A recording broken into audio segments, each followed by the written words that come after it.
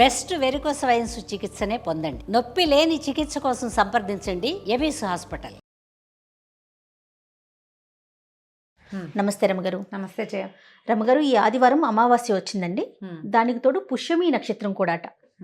అంతేకాకుండా 100 సంవత్సరాలకు ఒక్కసారి ఇలాంటి రోజు వస్తుందట.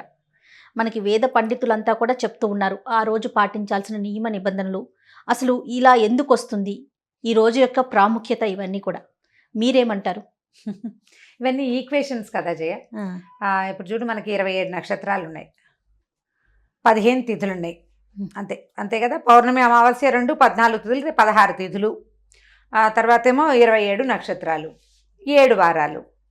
ఇప్పుడు ఈ 7, 27, ఈ 16, ఈ కాంబినేషన్లో ఎప్పుడైనా ఒకసారి ఇలాంటి లైన్ అట్లా కుదురుతుంది. ఒకసారి వచ్చిన ఈక్వేషను మళ్ళీ 100 ఏళ్లకు, 80 ఏళ్లకు, లేకపోతే 130 ఏళ్లకు, 140 సంవత్సరాలకు ఒకసారి ఇలా వచ్చేందుకు అవకాశం ఉంటుంది. ఇప్పుడు నక్షత్రం చాలా గొప్పదయ్యి, ఈ రోజున ఈ నక్షత్రం వస్తే చాలా గొప్పది, అద్భుతమైన విషయం అనేది మనం వింటూ ఉంటాం. ఇది అంటే ఇదేదో చేయకపోతే మన జీవితానికి నిష్కృతి లేదు అని భయపడక్కర్లేదు. ఇదేదో ప్రమాదం అని కాదు, ఇది చేసేస్తే బ్రహ్మాండం బదులై మన నెత్తి మీద ధనవర్షం కురిసిపోతుందని కూడా భావించకూడదు. ఇది ఒక పాజిటివ్ విషయం. అవసరమైతే మనం చేయదలుచుకుంటే పాజిటివ్గా చేసుకోవచ్చు. ఎట్లాగా, మామూలుగా ఆదివారము పుష్యమి నక్షత్రం వస్తే రవి పుష్య యోగం అని చెప్తారు. మనం మా పత్రికల్లో కూడా వేస్తూనే ఉంటారు, టీవీలలో చెప్తుంటారు. రవి పుష్య యోగం వచ్చినప్పుడు బంగారం కొనుక్కుంటే మంచిదని, లక్ష్మీ పూజ చేసుకుంటే మంచిదని. రవి పుష్య యోగంలో ఏదైనా పనులు మొదలు పెడితే పనులు అవుతాయని జ్యోతిషవేత్తలు పెద్దవాళ్ళు చాలామంది మనకి ఎంతమంది ఉన్నారు. అవును. అవి కాకుండా మనం స్నేహంగా ఎవరితోటైనా మాట్లాడుకునే జ్యోతిష్కులతో స్నేహాలు ఉంటే, ఆస్ట్రాలజీ అవి తెలిసిన వాళ్ళు, పెద్దవాళ్ళు, నిపుణులు, కాస్త 4 ముక్కలు తెలిసిన వాళ్ళు, నాలాగా ఒక ముక్క కూడా తెలియని వాళ్ళు, ఎవరో ఒకళ్ళు ఒక మంచి మాట చెప్తారు. మంచి పనే కదా, చేసేసుకుంటే సరిపోతుంది. అయితే ఈసారి ఏమైందంటే అమావాస్య కూడా కలిసి వచ్చింది. అవునండి. మామూలుగా ఆదివారం అమావాస్య అనేది కూడా ఒక ప్రత్యేకమైంది. సంవత్సరంలో ఓసారో 2 సార్లు రేర్గా కనపడుతుంది. మామూలుగా అమావాస్యని మన మంచి రోజు కాదుగా భావిస్తాం, కానీ మనకి 3-4 అమావాస్యలు పండగలుగా చేసే ఉన్నాయి మనకి. దీపావళి అమావాస్య, చొల్లంగి అమావాస్య అంటాం, పోలాల అమావాస్య ఒకటి. అవునండి. మహాలయ అమావాస్యనేమో పితృపక్షాల్లో పర్వదినంగా పితృదేవతల కోసం కూడా చెప్పుకుంటాం. జనరల్గా మనం అమావాస్య రోజుల్లో ఏ పనులు చెయ్యం. మనకి పనికిరాని అమావాస్య తమిళియన్స్కి చాలా ప్రత్యేకమైనదిగా ఉంటుంది. అవును, ఆ రోజే వాళ్ళు శుభకార్యాలన్నీ మొదలు పెడతారు. అమావాస్య వాళ్ళకి పనికి వస్తుంది. మనకి చంద్రుడు లేని రోజు మనకు అసలు పనికిరాదు. అమావాస్య తర్వాత వచ్చే పౌర్ణమి అంటే పాడ్యమి, అంటే దీనికి పాడ్యమి పనికి వస్తుంది. కానీ పౌర్ణమి తర్వాత అంటే అమావాస్యకి ముందుంది కాబట్టి పాడ్యమి కొన్నిటికి పనికిరాదంట. అమావాస్య అంత పనికిరాదు మనకి.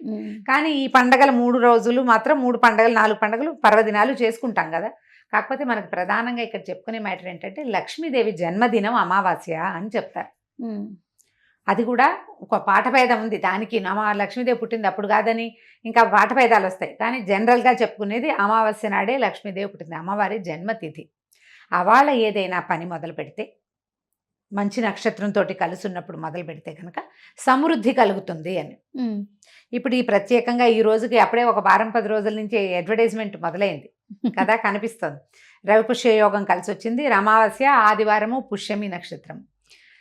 రవి పుష్య యోగంలో లక్ష్మీ పూజ, ఆదివారము అమావాస్య కలిసి వచ్చినప్పుడు శివ పూజ మంచివి, ఉపయోగపడతాయి.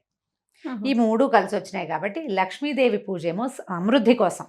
ఏ సమృద్ధి? ధనం అనుకోవద్దు, విద్య, అభివృద్ధి, సంసారంలో ఎదుగుదలలు, సంతానము, ఇవన్నీ కూడా అభివృద్ధిలే.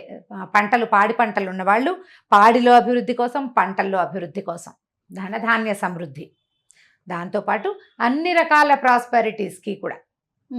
జ్ఞానం ఉంది, ఏదో చదువుకుంటున్నాం, కొంచెం నాలెడ్జ్ వస్తుంది, నాలెడ్జ్ ఇంప్రూవ్ అవ్వటం కూడా సమృద్ధి. జ్ఞానలక్ష్మి అమ్మవారు అన్ని రూపాల్లో లక్ష్మీ స్వరూపం. అంటే ఎక్కడ సమృద్ధి ఉందో అదే లక్ష్మీదేవి. లక్ష్మి అంటేనే సమృద్ధి అని అర్థం.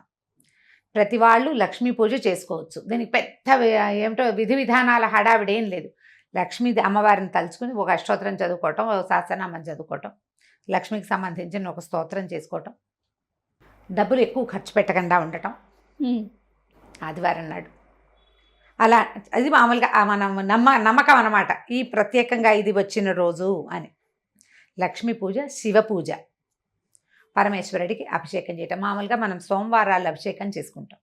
ఇలా ఆదివారము అమావాస్య ఈ రవి పుష్యయోగం కూడా కలిసి వచ్చింది కాబట్టి అభిషేకం చేసుకుంటే సరిపోతుంది. మీకు అవకాశం ఉన్నవాళ్ళు, ఒకవేళ లేకపోతే ఇవాళ ఇదొక ప్రత్యేకమైన రోజు అని తలుచుకుని శివుణ్ణి, లక్ష్మీదేవిని తలుచుకుని నమస్కరించడం. ఇలా పర్వదినాలు అద్భుతమైన రోజులు. 10 ఏళ్ళకి అది ఈక్వేషన్ కుదరాలి కదా, ఈక్వేషన్ ప్రకారం చాలా సంవత్సరాలు గడిస్తే గానీ రాదు. ఇలాంటి మంచి రోజున దుర్భాషలు ఆడద్దు, పోట్లాడద్దు, మీకేమైనా దురభ్యాసాలు ఉంటే వాటి జోలికి పోకండి. అప్పుడు ఖగోళంలో సంభవించేటువంటి ఈ చిన్న చిన్నవి ఉన్నాయి కదా, ఇలా నక్షత్రం రావడము, అమావాస్య రావడము, అవాళే ఆదివారం కూడా ఉండటం లాంటిది ఒక జరుగుతోంది కదా, దాని యొక్క పాజిటివ్ ఎనర్జీ ఏదైనా ఉంటే అది మీ సొంతం అవుతుంది. నెగిటివిటీని మీలో ఉంచుకోకండి, మనలో ఉంచుకోకూడదు. ఇప్పుడు బోల్డ్ అని చెప్తాను జయ, నేను చెప్పను, నాకేం తెలియవు అవేవి, ఎవరో చెప్తారు పెద్దవారు, అదేదో చేయండి, ఇదే చేయొద్దు. మనం చేయపోతే ఏమిటో, చేయపోతే కొంప మునిగిందని భయపెడితే ఎలాగా? భయపడక్కర్లేదు. తేలికపాటి లక్ష్మీ పూజ, అమ్మవారిని బుద్ధితో జ్ఞానంతో తలుచుకోవటం, శివ పూజ చేసుకోవటం, మనసును ప్రశాంతంగా ఉంచుకోవటం. ప్రశాంతంగా మీరు ప్రశాంతంగా ఉండండి, ఇంటిని ప్రశాంతంగా ఉంచుకోండి.